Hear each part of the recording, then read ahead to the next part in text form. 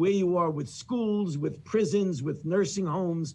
That's the way to go, because this virus is spread in a way that's without symptoms of many people. And you're not going to get to them by only testing people with symptoms.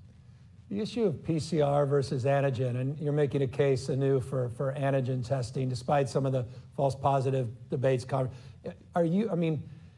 It's interesting. I mean, it's sort of, someone described to me the difference between the tests in sort of layman's terms, like an X-ray or an MRI. We keep focusing on these MRIs, these PCR tests, when X-rays may work just for broad understanding of community spread. Exactly.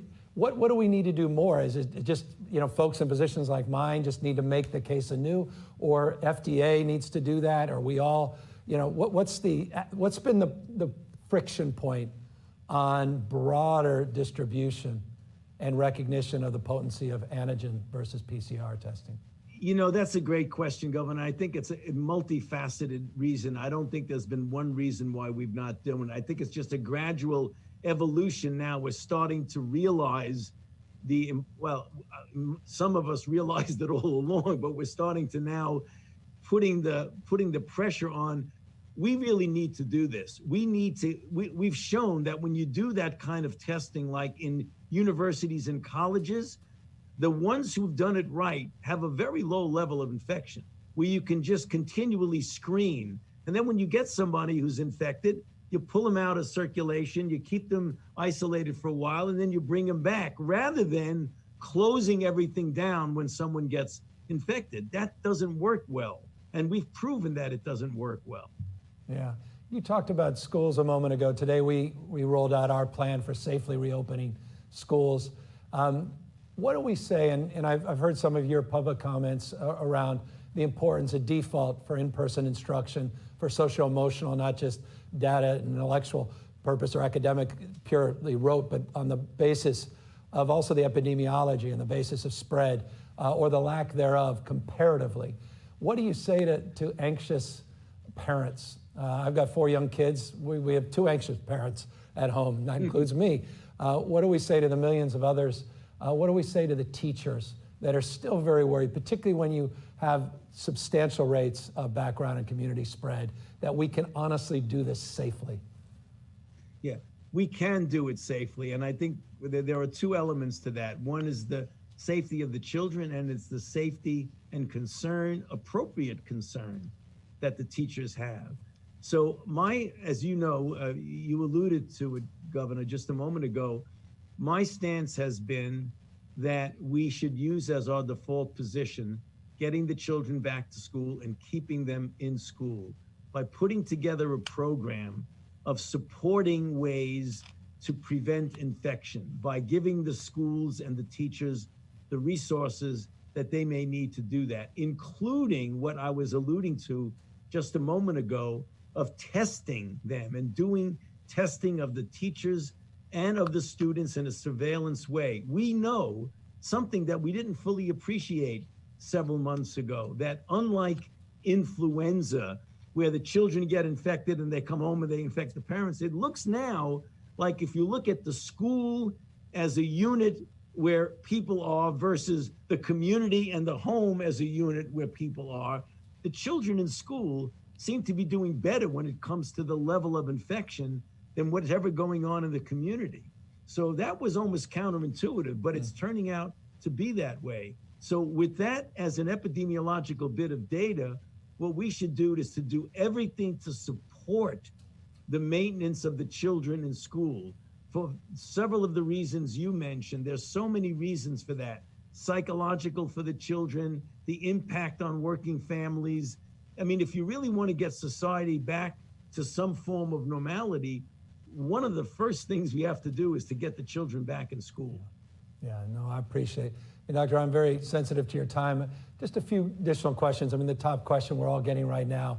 And I'm of the humble opinion we all should be a little humble, because I think it's an extraordinary accomplishment. And I want to just congratulate you and all the team, Vice President on down, on Operation Warp Speed. I think it's an extraordinary accomplishment. The idea that, I was here in February learning about this virus. It was Corona, it was C9. I didn't even understand it. We had a Princess cruise line off the coast of California. We were starting to bring repatriation flights from Wuhan. No other state wanted those flights. And we were just grappling with the idea that now we've already applied and administered over 300,000 doses, I think is extraordinary.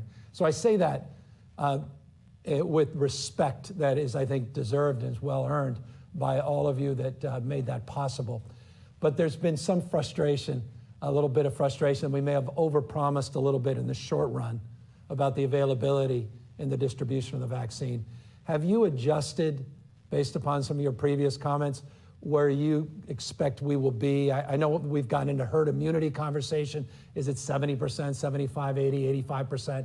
But moreover, what's your sense? What do you say to someone who's looking out and is just hoping they're going to have a 4th of July like they had 2 years ago? Or is it really a September, October reality of some semblance of normalcy? Are we behind a number of months, or are we within a margin of error, third quarter, second quarter of the next year of hitting close to herd immunity? Okay, no, you've asked a lot of questions, but they're all connected, so they'll be relatively easy to answer, Governor. So first of all, I had a good conversation at 7:30 this morning with General Gus Perna, who, as you know, is the person in Operation Warp Speed, is responsible for the delivery of the vaccines. And he admits that we're a bit behind, but what he believes strongly that in any massive undertaking, like the initiation of a massive countrywide vaccine program, you're going to get some bumps in the roads and some hiccups.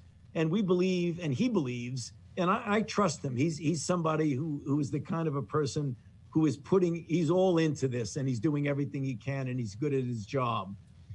He feels that as we get rolling, we're going to be able to catch up. So the original proposal was 20 million doses, 40 million doses for 20 million people by the end of December, where you would give 20 million doses and hold 20 million back for the second shot.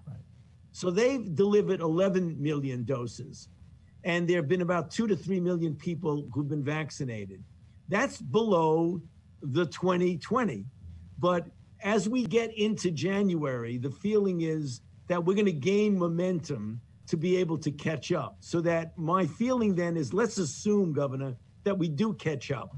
And I'll answer the rest of your questions, which are all important questions. If we go through the priority people, we started off with healthcare workers and people in nursing homes and long-term care facilities. The next level were 75 and older and people who are critical to the running of society. And then the third level and the fourth and the fifth. By the time we get to the priority people, it likely will be the beginning of April. I would say end of March, beginning of April. So let's say at April, it will be what I call open season. Namely, anybody who wants to get vaccinated can get vaccinated. If we then diligently vaccinate people in April, May, June, July, that we will gradually and noticeably get a degree of protection approaching herd immunity, which I believe, first of all, no one really knows what absolute herd immunity is for coronavirus. We know what it is for measles, because we have decades of experience with measles. So I would say it's somewhere between 70 and 85%.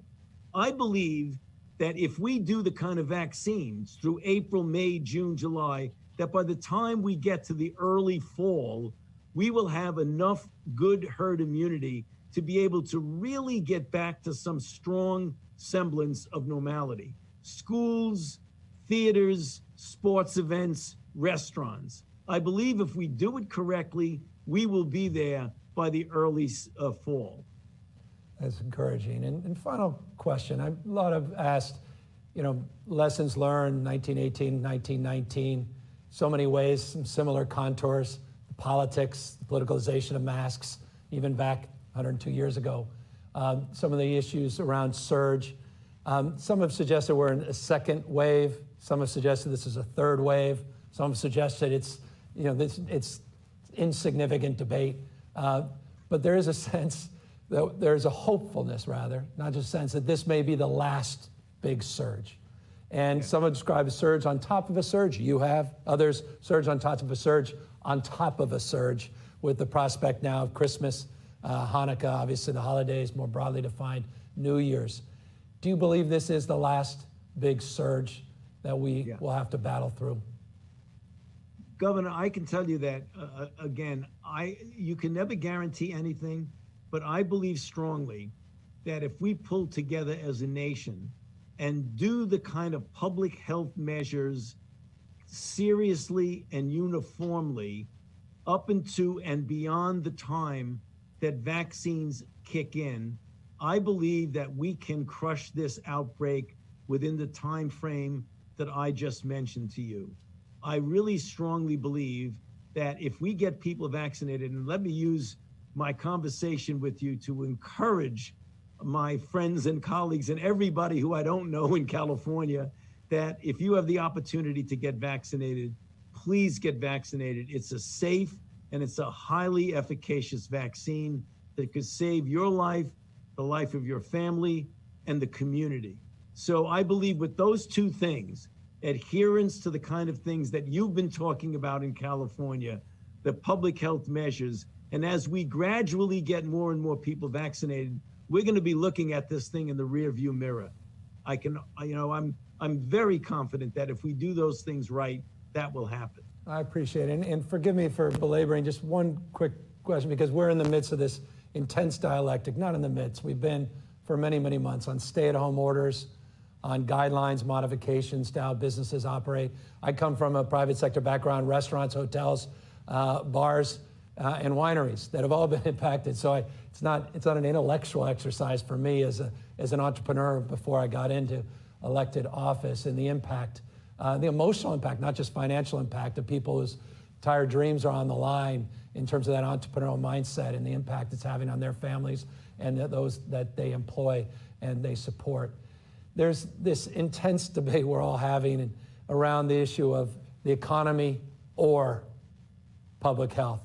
And I've heard you say it before, and it's so important if you can just help amplify the public health message is the gateway economic message to get us exactly where you just described we're about to go.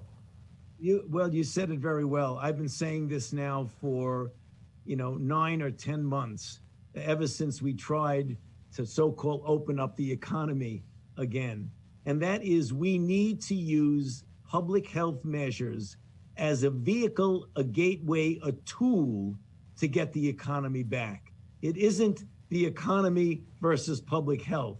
It's public health bridging you to getting the economy back. That's what we've got to realize, and not say, I don't want to do this because I want the economy to open. You will open the economy when you get the level of infection down, and the only way you're going to get the level of infection down before the vaccine kicks in is by the public health measures that you have been talking about and that we all have been talking about. I appreciate it. And let me just close, as only a former San Francisco mayor can, by quoting the late, great Jerry Garcia of the Grateful Dead, who was asked, or rather once stated, that you don't want to be the best of the best, you want to be the only one that does what you do. That is a great way to describe you, Dr. Fauci, a national treasure. I'm humbled, honored, and so grateful for everything you've done for our country. Thank you. Thank you, Governor. Thank you for having me with you. It's been a pleasure to partner with you on this. Thank you. Take care.